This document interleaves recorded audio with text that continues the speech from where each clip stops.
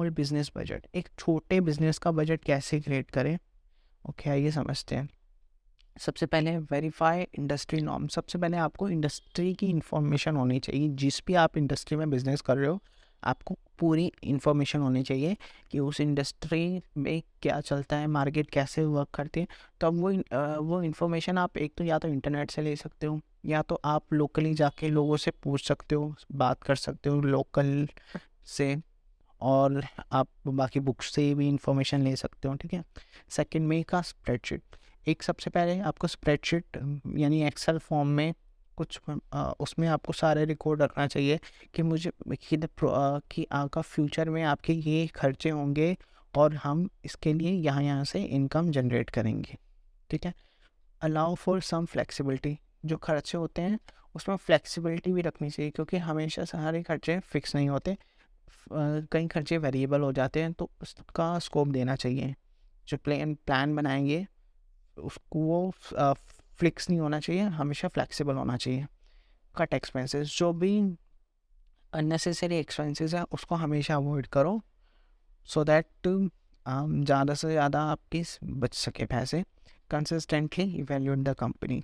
Small business को हमेशा अपने बजट को फ्रीक्वेंटली क्रिएट करना चाहिए और उसको टाइम टू टाइम रिव्यू करना चाहिए। Shop for the services and suppliers.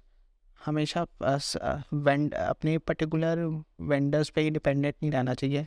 हमेशा नया नया तरीके, नए नए वेंडर्स ढूंढने चाहिए और नए नए तरीके ढूंढने चाहिए कॉस्ट सेविंग के लिए। Okay, next, national budget making process. एक नेशनल बजट जो कंट्री का बजट है वो हम सीखते हैं कैसे बनता है। ओके, आप इसमें मिस्टर RK शानुखम चटर्जी की फ़ोटो देख सकते हो। ये हमारे कंट्री के फर्स्ट फाइनेंस मिनिस्टर थे जिन्होंने पार्लियामेंट में अपना बजट पेश किया था 26 नवंबर 1947 में। तो तब से लेके अब तक जो प्रोसेस है वो सेम ही है। ओके, तो देखते हैं प्रोसेस क्या है। फर्स्ट है circulars are sent to all ministry. सबसे पहले सब मिनिस्ट्रीज में सर्कुलर सेंड किया जाता है। ठीक है। और उनसे पूछी जाती है रिक्वायरमेंट, उनको क्या क्या रिक्वायरमेंट है। Receive the consultation on plan. फिर उनसे जो भी रिक्वायरमेंट आ जाती हैं उनको लिया जाता है, फिर उसके हिसाब से डिस्ट्रीब्यूट की जाती है इनकम पे। जैसे मान लीजिए फाइनेंस में रिक्वायरमेंट, फाइनेंस मिनिस्ट्री हो गई, एजुकेशन मिनिस्ट्री, रेलवे मिनिस्ट्री, तो जहाँ भी रिक्वायरमेंट ज़्यादा है उसके हिसाब से इनकम डिस्ट्रीब्यूट की जाती है। Pre budget conference. फिर एक प्री बजट कॉन्फ्रेंस होती है सब मिनिस्ट्रीज़ को मिला के, सो दैट उनको उसमें अगर कुछ रिव्यू लिया जाता है, उनसे कुछ चेंजेस करवाने हैं तो वो पूछे जाते हैं। ओके, उसके बाद है printing of budget and document completion. उसके बाद प्रिंटिंग के लिए भेज दिया जाता है बजट को, और फिर लास्ट में presentation of the budget, parliament में बजट प्रेजेंट किया जाता है फाइनेंस मिनिस्टर द्वारा। Okay, planning and budgeting process. Planning and budgeting process आइए समझते हैं। Define budget objective. सबसे पहले आपका एक ऑब्जेक्टिव होना चाहिए कि आप बजट बना रहे हो, किस वजह से बना रहे हो। ठीक है। Second, access historical and actual data. अगर आप मान लीजिए हर टाइम बजट बनाते हैं तो आप पुराने बजट उठा के देख सकते हो कि आपने पहले कैसे बजट बनाए थे, और आप उनका डेटा भी यूज़ कर सकते हो, और एक्चुअल में जो आज का डेटा है वो भी ले सकते हो। ठीक है। Develop the base budget. तो इस डेटा के बेसिस पे आप सबसे पहले एक बेस बजट बनाओ। उसके बाद access data and prepare budget. उसके बाद जो भी डेटा आपको है उसके बेसिस पे बजट बनाओ। फिर उस बजट को रिव्यू करो, अगर उसमें कोई चेंजेस है तो रिफाइन करो बजट को। ठीक है। फिर नेक्स्ट है पोस्ट एंड रिपोर्ट रिजल्ट्स। उसके बाद अपना जो भी आपका बजट बन गया उसको पोस्ट कर दो, रिपोर्ट उसके रिजल्ट करो। Monitor progress and amend.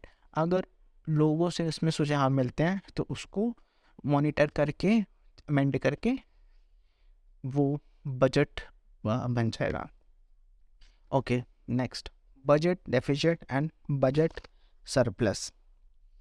Okay, budget deficit क्या होता है। बजट डेफिसिट एक ऐसी सिचुएशन आती है जहाँ गवर्नमेंट के एक्सपेंडिचर बहुत ज़्यादा हो जाते हैं और उसकी इनकम बहुत कम होती है, तो उस सिचुएशन को कहते हैं बजट डेफिसिट। वो एक बैड सिचुएशन होती है। और बजट सरप्लस उसका बिल्कुल उल्टा है, जब क्या होता है गवर्नमेंट की इनकम कलेक्शन बहुत ज़्यादा हो जाती है और गवर्नमेंट के खर्चे कम होते हैं, और जो कि हमेशा गुड सिचुएशन रहती है। ओके, तो बजट डेफिनेशन डेफिसिट समझते हैं। Budget, government budget spending is greater than the amount of revenue that is taxes collected by the government, यानी कि जितना गवर्नमेंट को टैक्स मिला वो कम मिला है, लेकिन गवर्नमेंट के खर्चे ज़्यादा हो रहे हैं, तो बजट डेफिसिट हो गया। ओके, और बजट सरप्लस है government budget revenue tax collection is greater than the amount of expenditure by the government. और इसमें क्या होता है कि रेवेन्यू तो बहुत मिल गया लेकिन अभी खर्चे कम हो रहे हैं, तो ये कि अभी करंटली अब देखा जाए तो अभी बजट डेफिसिट ही चल रहा है काफ़ी सालों से हमारी कंट्री में भी। ओके, नाउ बजट डेफिसिट के टाइप कितने हैं? ये बेसिकली 3 टाइप्स के हैं budget deficit. First type physical deficit, second revenue deficit and third is primary deficit. Okay, physical deficit क्या होता है? फिजिकल डेफिसिट एक तब होता है कि जब टोटल रेवेन्यू एक्सपेंडिचर और कैपिटल एक्सपेंडिचर ज़्यादा होता है, रेवेन्यू इनकम और रेवेन्यू कैपिटल इनकम से, यानी कि 2 तरह की खर्चे और 2 तरह की इनकम होती है। एक होती है रेवेन्यू यानी कि जो कि बार बार होती है, रेकरिंग होती है, हर साल होती है, उसको हम रेवेन्यू कहते हैं, यानी कि रेकरिंग नेचर का होता है, बार बार होता है। और कैपिटल यानी कि एक बार ही कर लिया उसको के। फॉर एग्जांपल अगर लोन ले रहा है, गवर्नमेंट लोन ले रही है, तो वो कैपिटल टाइप का हो गया।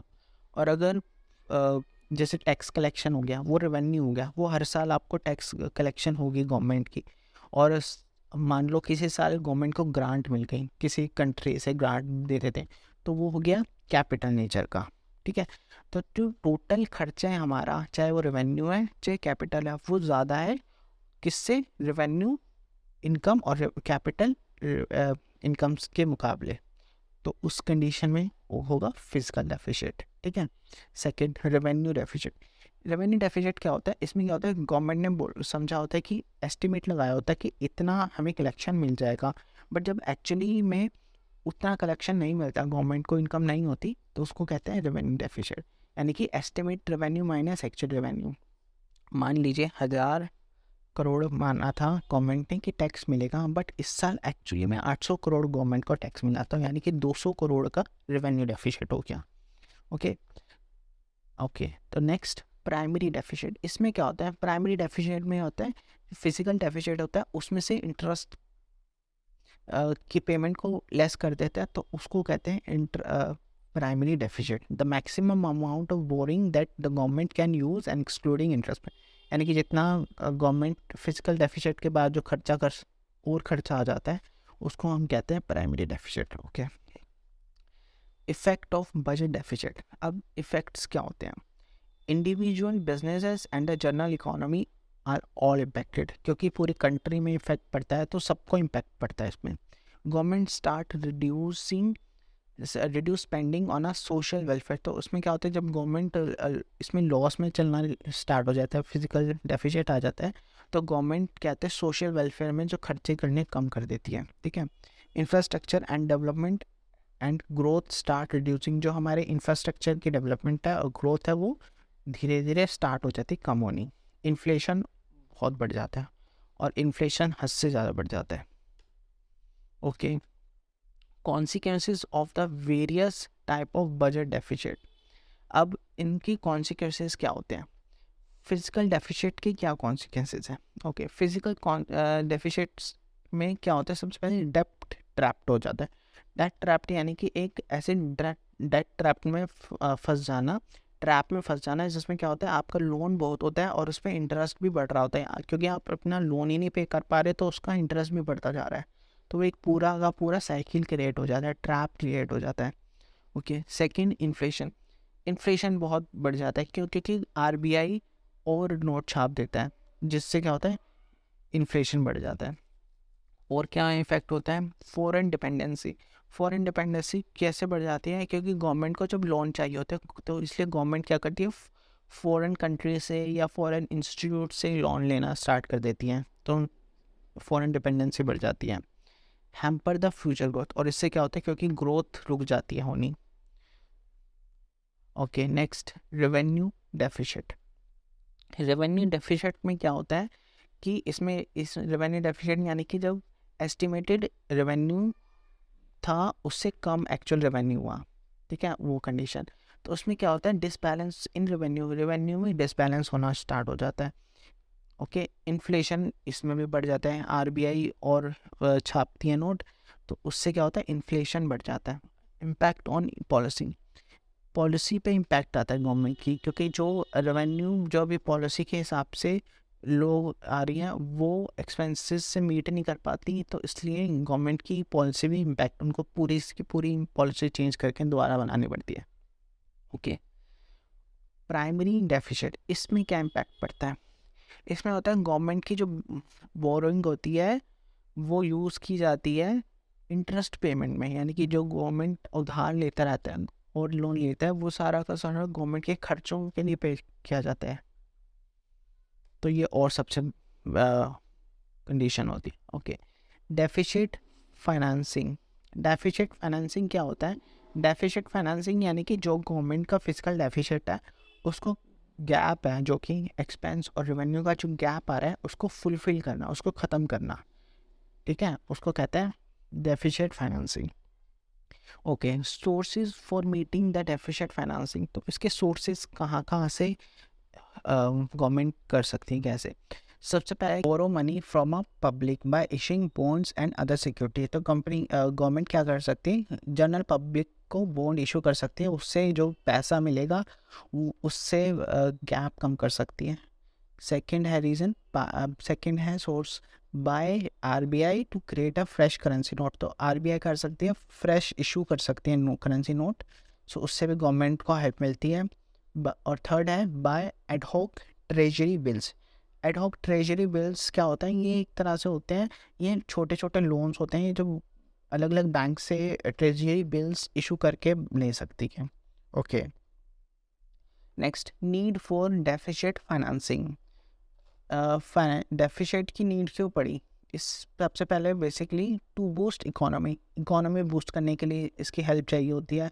इन्फ्लेशन बढ़ जाता है क्योंकि आरबीआई बार बार वो नोट इशू करती हैं, इस वजह से उसको कंट्रोल करने के लिए चाहिए होता है। और थर्ड, टू कंट्रोल डेफिसिट, और बेसिक तो पर्पस यही है कि जो भी फिजिकल डेफिसिट है उसको कंट्रोल किया जाए। Okay, type of deficit financing, दो टाइप के हैं डेफिसिट फाइनेंसिंग, एक है boring from public and foreign government, या तो पब्लिक से ले लो और फॉरेन गवर्नमेंट से ले लो, बाकी कंट्रीज से ले लो। दूसरा है कैश विड्रॉवल फ्रॉम आरबीआई, या आरबीआई से उधार ले लो, दो ही तरीके हैं। Okay, impact of deficit financing, इससे इम्पैक्ट क्या पड़ता है, अभी जो करी डेफिसिट फाइनेंसिंग करी है उससे इम्पैक्ट क्या पड़ेगा, इससे क्या होगा, it help from emergency liquidity situation यानी दिवालिया होने की सिचुएशन से बचा जा सकता है इससे। It help in economic growth, और इकोनॉमिक ग्रोथ में हेल्प करता है। ओके, अब इसके एडवांटेजेस क्या होते हैं, strong government financial position, government की फाइनेंशियल पोजीशन स्ट्रॉन्ग हो जाती है। सेव फ्रॉम लिक्विडेशन से बच जाती है कंट्री, और ग्रोथ हैपन, और ग्रोथ होनी स्टार्ट हो जाती है। अब इससे डिसएडवांटेजेस क्या होता है, इससे क्या होता है कि एक तो इन्फ्लेशन बढ़ना स्टार्ट हो जाता है, इनकम इनइक्वलिटी बढ़ जाती है, इससे क्या होता है कि जो अमीर है और अमीर, और गरीब और गरीब हो जाता है, इनइक्वालिटी रहती है। अनएम्प्लॉयमेंट बेरोजगारी बहुत बढ़ जाती है। ओके, ये लास्ट टॉपिक है, Avenue for the saving from surplus. Avenue यानी कि तरीके, कैसे कैसे लोग सेव कर सकते हैं। फर्स्ट है रैकरिंग डिपॉजिट, आरडी, ये हर बैंक में फैसिलिटी अवेलेबल होती है। इसमें क्या होता है, आप कोई भी एक फिक्स्ड अमाउंट मंथली बेसिस पे बैंक में डिपॉजिट करवा सकते हो, वो आपका, और उस पर आपको एक इंटरेस्ट मिलता है। फॉर एग्जांपल आपने 1000 रुपये की आरडी करवा दी, तो हर महीने 1000 रुपये आपके बैंक अकाउंट से कट के वो एक डिपॉजिट होते जाएंगे आरडी में, और आपको जब आपकी ख़त्म हो जाएगी पीरियड, उसमें आपको इंटरेस्ट मिल जाएगा। Next, senior citizen saving scheme, इसमें क्या है, जो भी 60 प्लस होते हैं उनको सीनियर सिटीज़न कहा जाता है, उनके लिए हैं। इसमें क्या होता है, उनको कुछ इनकम कि ये इन्वेस्टमेंट वो करवाई जाती हैं जो कि टैक्स सेविंग भी होती है और उनको टैक्स में भी बचाती हैं, ठीक है। Next, fix deposit, FD. सब जानते हैं एफडी क्या होता है। एफडी यानी कि एक आपने फिक्स अमाउंट डिपॉजिट करवा दिया बैंक में और उसमें आपको एक रेट ऑफ रिटर्न पे आपको इंटरेस्ट मिलेगा। ओके। नेक्स्ट, किसान विकास पत्र। किसान विकास पत्र क्या होता है? It is invested in jointly personally. ये खुद भी अकेला भी इंडिविजुअल कर सकता है और मतलब मिला के भी कर सकते हैं, दो या दो से लोग ज़्यादा, और in the name of minor के नाम पे भी हो सकता है। In just 8.7 years principal investing केवल कुड डबल, यानी कि आपको सिर्फ इसमें 8.7 ईयर्स 8 साल 7 महीने आपको इसमें डिपॉजिट करवाना है और आपको जो भी इतना पैसा होगा वो आपको डबल होके मिल जाएगा। Okay. Ultra short term and liquid fund, ये क्या होते हैं? जैसे ट्रेजरी बिल्स हो गए, कमर्शियल पेपर हो गए, टर्म डिपॉजिट हो गए, सर्टिफिकेट्स ऑफ डिपॉजिट सीडीज हो गए। इसमें ये इतना शॉर्ट टर्म्स के लिए होते हैं। शॉर्ट टर्म यानी कि 91 डेज़ के लिए होते हैं। आप इसमें पैसा लगा सकते हो और आपको कुछ परसेंटेज ऑफ इसमें इंटरेस्ट मिल जाता है। ओके। और लास्ट है सेविंग अकाउंट। हर बैंक में सेविंग अकाउंट खोलते हैं और सेविंग अकाउंट पे भी हर बैंक कुछ ना कुछ इंटरेस्ट देता है। इवन अगर आप उस बैंक सेविंग अकाउंट में भी पैसा पड़ा है और उस पर भी आपको बैंक कुछ ना कुछ परसेंटेज रेट ऑफ इंटरेस्ट देता है। बट सेविंग अकाउंट में आइडियली रखना नहीं चाहिए पैसा, क्योंकि उसमें नेगेटिवली क्योंकि इन्फ्लेशन से वो कंपेयर करो तो वो इतना इफ़ेक्टिव नहीं है, तो उसको कहीं ना कहीं इन्वेस्ट ही कर देना चाहिए। होप आप सबको ये वीडियो पसंद आई होगी। प्लीज़ अगर आपको आपकी कोई भी क्वेरीज हैं या कोई भी आपकी रिकमेंडेशन है, आप कमेंट बॉक्स में लिख सकते हैं। Okay, thank you, have a nice day.